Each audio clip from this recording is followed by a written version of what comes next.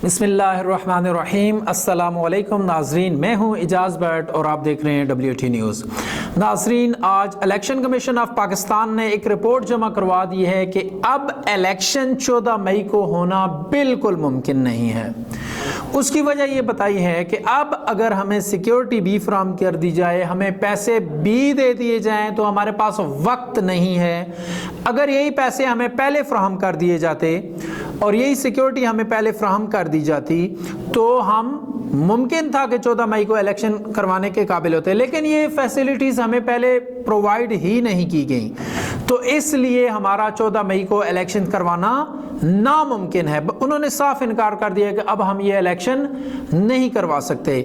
और मैं आपको बताऊं कि वाज़े तौर पे इलेक्शन कमीशन ऑफ पाकिस्तान ने सुप्रीम कोर्ट के फैसले से अपने आप को बचा लिया है, क्योंकि उन्होंने सारा मलबा जो है दूसरे लोगों पे, हुकूमत पे डाल दिया कि हुकूमत ने इनके साथ तावन नहीं किया, तो इसलिए अब ये इलेक्शन नहीं करवा सकते। अब ये सुप्रीम कोर्ट ऑफ पाकिस्तान के ऊपर है कि वो अपने फैसले किस तरह करवाते हैं। और ये सुप्रीम कोर्ट ऑफ पाकिस्तान अगर किसी जर्नल के ऊपर, किसी सियासतदान के ऊपर, किसी ब्यूरोक्रेट्स के ऊपर दबाव डालते हैं तो जजेस को भी पता है कि किसी की ऑडियो लीक हो जाती है, किसी की वीडियो लीक हो जाती है, कभी क्या आ जाता है कभी क्या, तो जजेस भी बहुत ज़्यादा मजबूर होते हैं। लेकिन ये सुप्रीम कोर्ट की रिट को कैसे सुप्रीम कोर्ट मनवाती है, ये अब सुप्रीम कोर्ट के ऊपर डिपेंड करता है। सुप्रीम कोर्ट ऑफ पाकिस्तान का इम्तिहान है कि अब इलेक्शन वो वक्त पर कैसे करवाती है।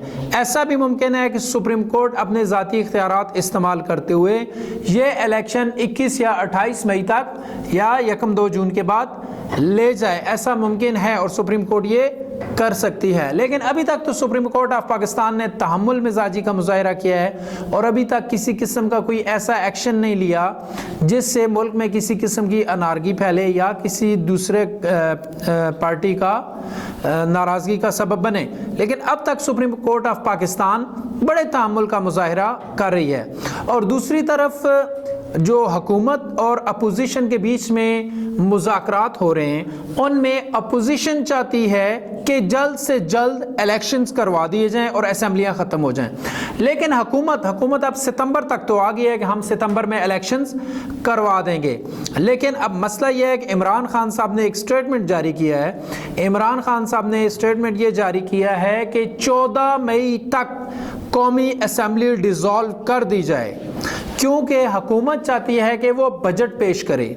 बजट के दौरान अब इमरान खान साहब ये समझते हैं कि जो हुकूमती पार्टी है वो इस तरह का रिलीफ दे देगी कि मुल्की मईशत का सत्यानाश हो जाएगा। लोगों को तो रिलीफ मिल जाएगा, लेकिन मुल्की मईशत का ये सत्यानाश कर देंगी और आने वाली जो हुकूमत होगी उसके लिए जो इस वक्त मुश्किलात हैं उनमें मज़ीद इजाफा कर देगी।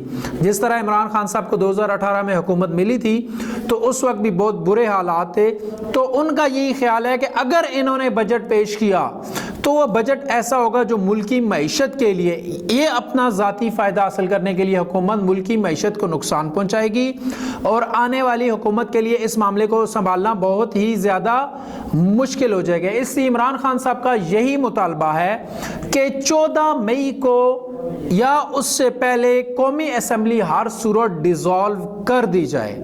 अगर 14 मई तक असेंबली डिसॉल्व हो जाती है तो फिर 60 से 90 दिनों के बीच में इंतखाबात मुमकिन हैं। लेकिन सवाल अवाम की तरफ से वही है कि हुकूमत अब आ गई है कि सितंबर के अंदर इलेक्शंस करवाते हैं।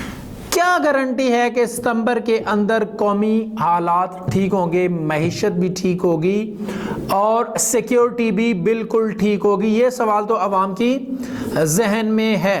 और जहाँ तक सुप्रीम कोर्ट के फैसले का ताल्लुक है उसमें मैं मज़ीद इजाफा करता चलूँ कि सुप्रीम कोर्ट का फैसला अगर इसी तरह हर बार उड़ा दिया जाता रहा तो फिर तो कोई भी उठेगा और सुप्रीम कोर्ट का फैसला साइड पे रख देगा।